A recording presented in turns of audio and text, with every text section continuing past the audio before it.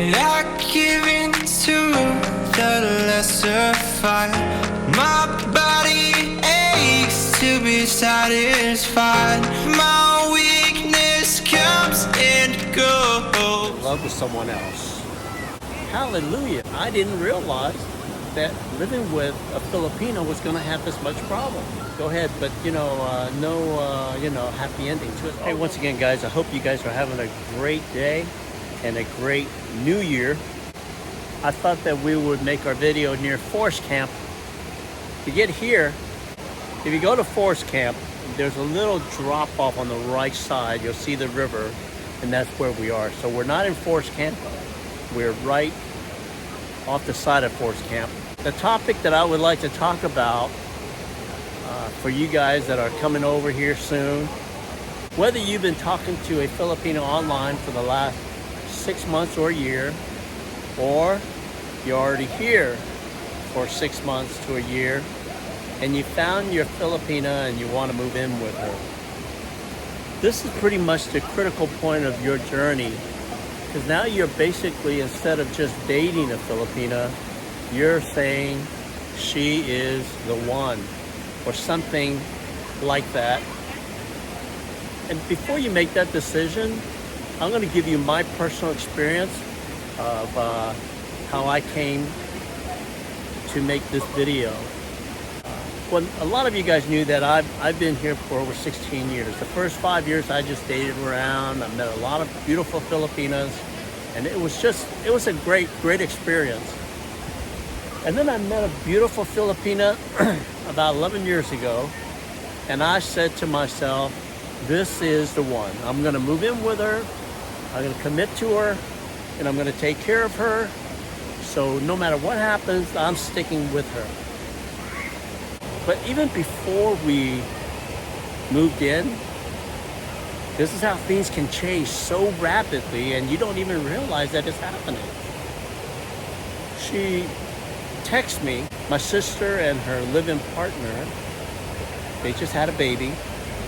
He's a tricycle driver. Is it okay if they live with us for a little bit until his financial situation becomes a little better? I said, yeah, sure, why not? Next thing I know, they weren't making enough money, and I had to pay for the baby's milk. And 3 or 4 months later, I get another text message from her. So she texts me a message and says, hey, my younger brother, who's 17, wants to get married in the province because she got a girl pregnant. I said, oh, I understand that. I got a young girl pregnant when I was 18. So I sent him a wedding gift, and there, what I thought would be the last of it. And a couple months later, the baby comes, and then now I'm paying for the baby's milk in the province. A couple months later, I get another text from my girlfriend, and she says, my mom just had a baby, and I was and I didn't know her mom was pregnant, and she needs money for milk. So what I said this time was, okay, yeah, sure, but let's go up to the province, let's go see your parents. I wanted to have evidence. And that was my first journey from Cebu to Dumaguete. And when I got to Dumaguete, we rented a scooter, drove about 3.5 hours northwest, and then I saw the parents, I saw the brother, and I saw their babies. I said, oh, okay, well, she wasn't lying to me. They really do have these kids. One thing that I did not realize, and this is how I knew that you have to understand the culture. When I first met Mary J, she said her parents were farmers. I just assumed that they were farmers, just like any farmers in America. I soon realized that they weren't really farmers. They were either sharecroppers or squatters,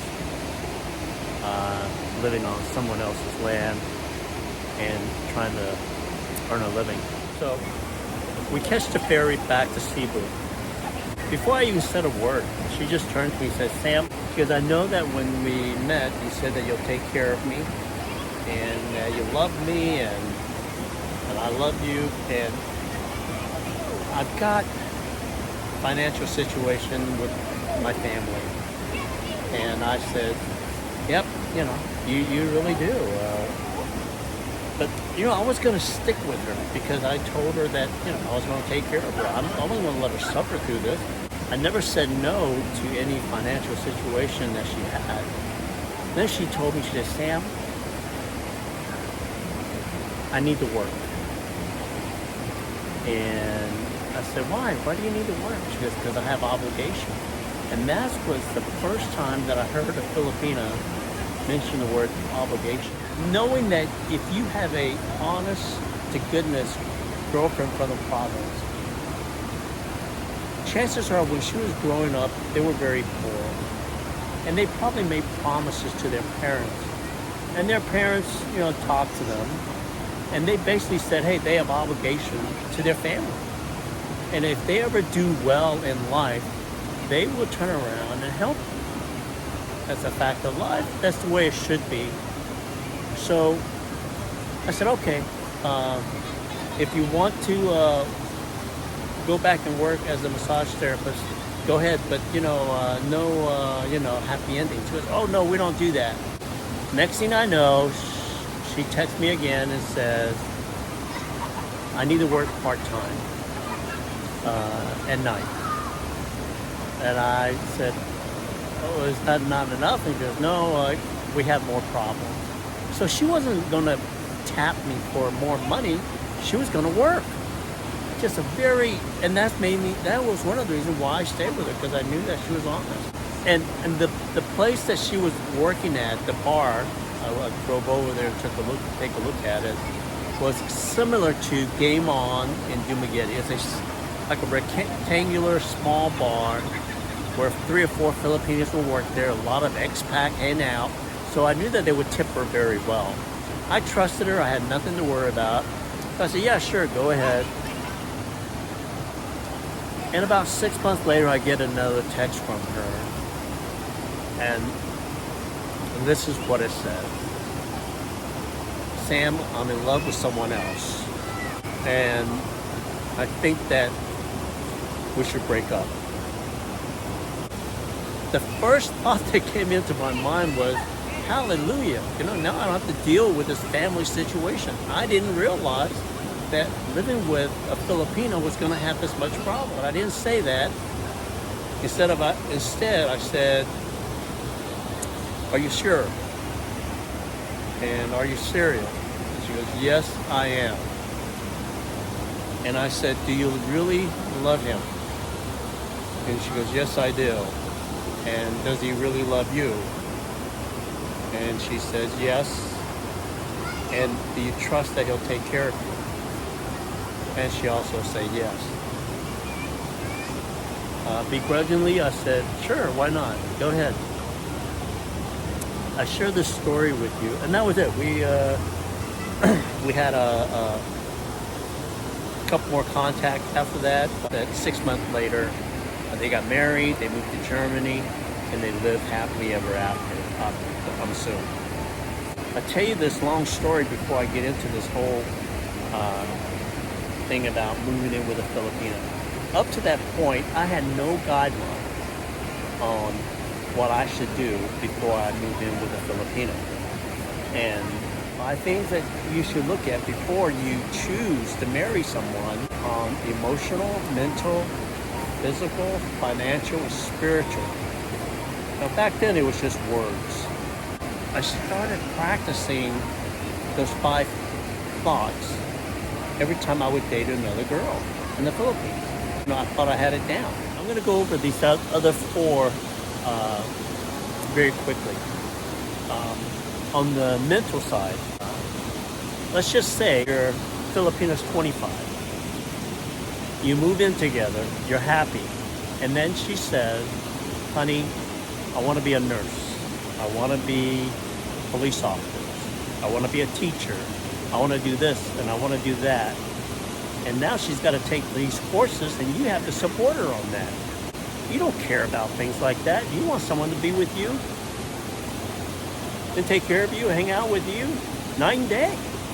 Are you going to be willing to support her mentally as she is growing mentally from 25 to an older age? This is what young people want. Well, we've already gone through that, and we really don't want to deal with it. That's time away from you. Are you willing to support her? So mentally is very important. Emotionally, this is something that I have to admit. I'm not a very emotional guy. I joke around a lot, and I get emotional, and I can deal with it for about 30 minutes.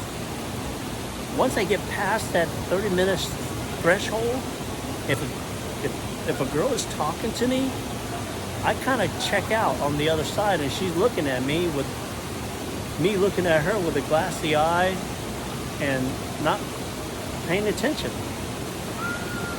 And they know that. And some girls will get upset. You never listen to me. You don't care about me. Well, yes I do, and yes I don't. For me, it's about 30 minutes. You need to talk to her about that. Say, hey, honey, I can hang with you with this emotional thing that you young Filipina goes through, but I can't hang with you for 3-4 hours. I'm going to tune out. Don't be upset. That's just the way I am. Spiritually, let's just say she's a devout Catholic, right? Goes to church on Sunday, Wednesday, gets together with her friends on holidays, Fridays, functions, and you're an atheist. That's not going to work. You don't want her going to church. You want her to be at home. And every time that she does that, and you didn't know that up front, it's going to get to you. And you guys are going to have a situation, and it's going to come to a head, and you're going to have a big argument. Is it going to split you guys up, or is it going to put you guys together? Get that up front. Talk about it up front, your spiritual situation. If you're both Catholics, then there's no problem. But once again, it doesn't have to be a perfect relationship. I'm just asking you to get it out there so you can work it out before you move in. Physical. This is a big one, right? She's young. She wants to climb up the mountain. You don't want to climb up the mountain. She likes to go jogging. You don't want to go jogging. She wants to go do this, go and do that. And you're saying, I want to stay home. She's got all this energy. It's not just for the bedroom, She's got energy to do things. If that's not talked about up front, it's going to lead to a situation down the road where you're going to have problems. And someone once told me this. If you're with a woman that cannot satisfy your fantasy, sooner or later you're going to find someone else to satisfy your fantasy. Now, what do I mean by that? You and your girlfriend did not talk about sexual fantasies. This is what will happen in your relationship. A man will cheat on his wife or girlfriend if his fantasy is not fulfilled by his wife. So you look, now you're thinking, wow, she's cute. And maybe she'll satisfy my fantasy because I'm not getting it at home. Or if you guys talked about it and she does satisfy your sexual fantasy and you agree on that situation, this is what a good man would do. He looks back at his woman or his wife or special someone, and he says, what does that girl have that my Filipina doesn't have? She satisfied all my fantasies. And is it worth breaking up the commitment that I had with this Filipina for a new girl? 9 out of 10 times it's going to be no. But if you did not talk about it and you didn't have it up front, and the whole time you're in this relationship and she's not satisfying you physically, emotionally, mentally, spiritually, financially, and you have all those stuff built up, that will be the reason that you break up with her. You know, and it goes back with the Filipinas. You wake up one morning, she's gone with a younger man. You didn't satisfy her sexual fantasy, maybe. Or an expat. You didn't satisfy her financially. You didn't talk about it. You kept it inside, internally. And one day she goes, you know, honey, I'm leaving you. He goes, oh my gosh, I treated you the best girl in the Philippines. I gave you everything and now it's over? And this is what Americans would say, you know. Oh, she just used me for my money and then she left. You blame that. It says, hey, she's just a Filipino and they all do that, and you know, whatever other reason, instead of finding out the real reason. I'm giving you 5 of the major causes for a great relationship. Work on that this year before you fall in love with that Filipina, and hopefully you'll have a happy new year.